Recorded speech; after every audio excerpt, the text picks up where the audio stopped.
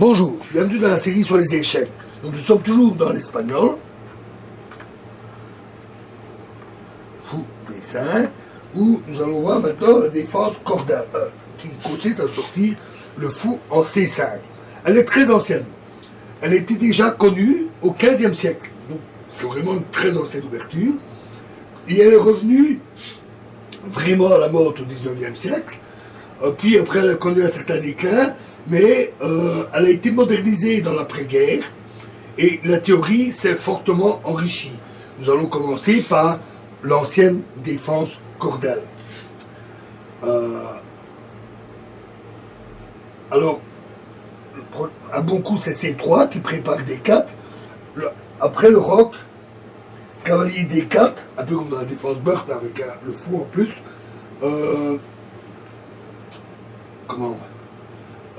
Dans cette position, les noirs égalisent facilement.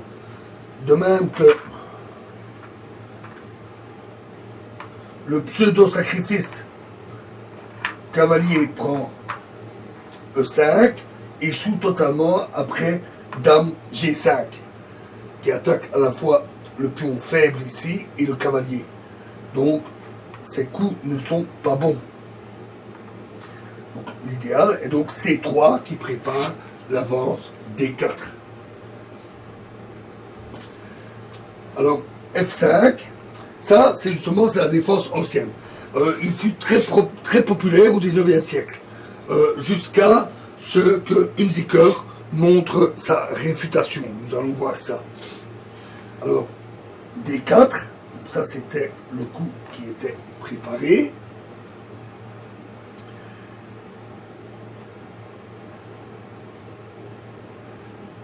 Alors F prend E4 et fou prend C6. C'est un très bon coup qui élimine justement un défenseur. D prend C6.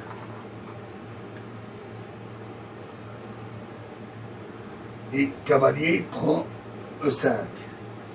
Puis fou D6 pour chasser ce cavalier. Et enfin, le roc.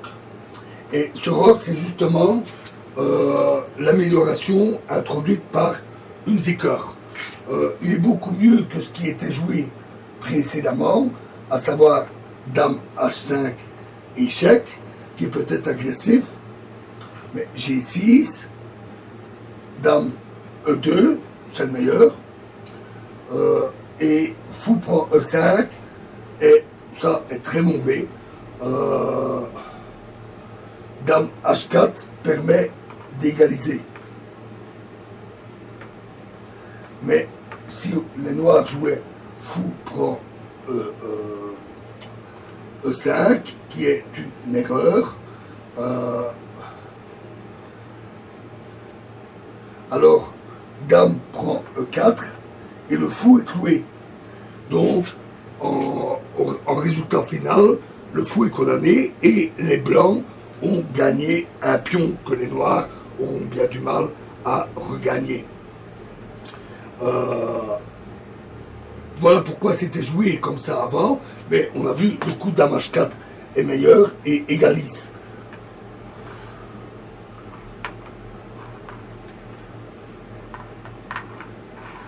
Revenons à mon bouton.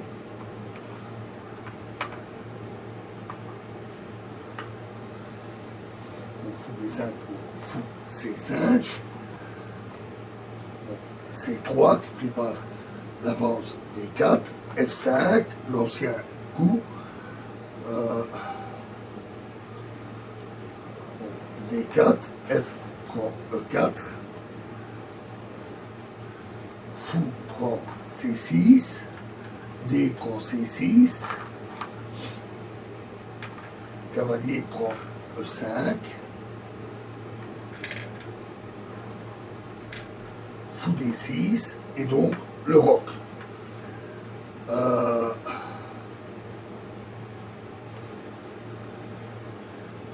Et ici, le meilleur coup, c'est cavalier F6. Ici, cette fois-ci, dame H4 ne donne pas les résultats escomptés, parce qu'alors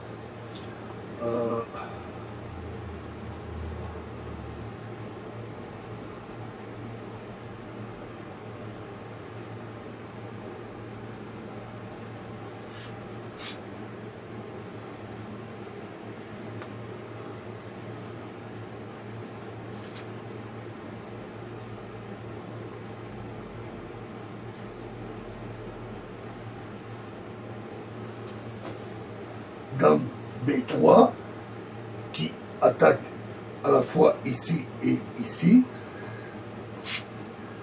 Dame H5 pour attaquer le cavalier et défendre la position, notamment le point ici où la dame pourrait venir se mettre protégée par son cavalier. Fou F4 et cavalier F6 et tour E1 et ces coups bloquent complètement les noirs qui vont avoir à ce moment-là énormément de mal d'achever leur développement avec une position blanc nettement plus avantageuse. Revenons à nouveau au départ.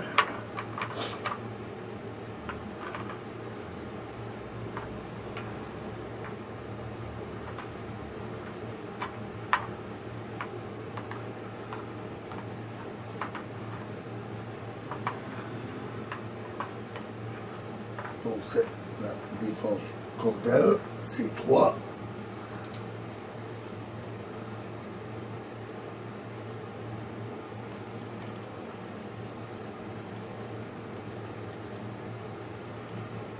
F5,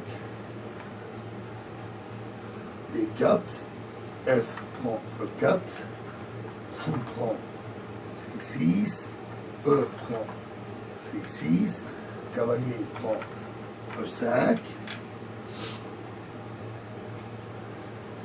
fou D6, et donc le roc préconisé par Hunziker, et cavalier F6, puisque dame H4 ne marche pas. Fou G5 pour clouer le cavalier.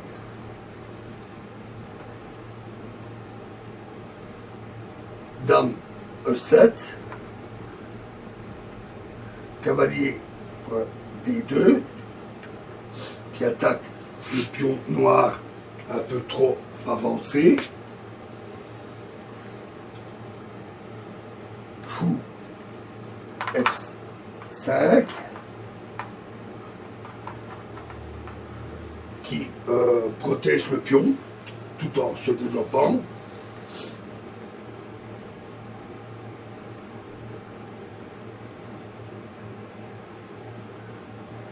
Tour E1, grand roc,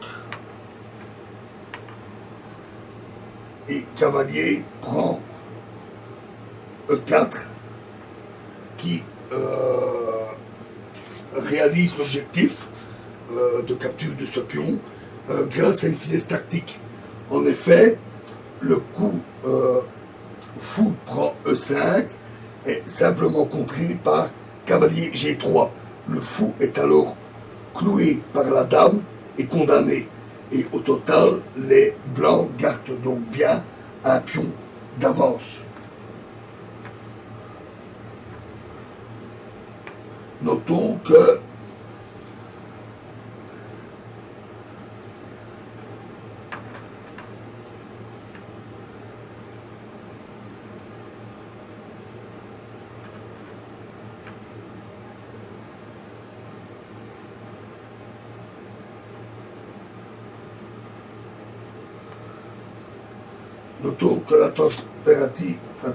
la tentative de fou directement de fou prend E5, D prend E5, dame prend E5,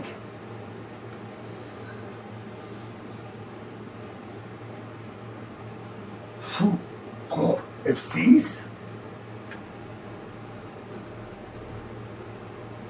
G prend F6, et cavalier prend le 4.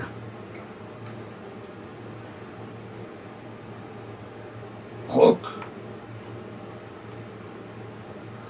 On se retrouve dans une situation où les noirs n'ont plus qu'un squelette de pion, criblé de points faibles, avec des pions isolés, un pion doublé, et donc sont dans une situation de quasi-finale assez catastrophique. Et donc, voilà qui explique que la défense cordelle ancienne n'est plus du tout jouée. La réfutation d'Unziker avec ce simple roc a suffi à la détruire. Mais celle-ci a été donc modernisée, ce qui lui a redonné du succès. Et dans la prochaine vidéo, nous verrons la défense cordelle moderne. Je vous remercie.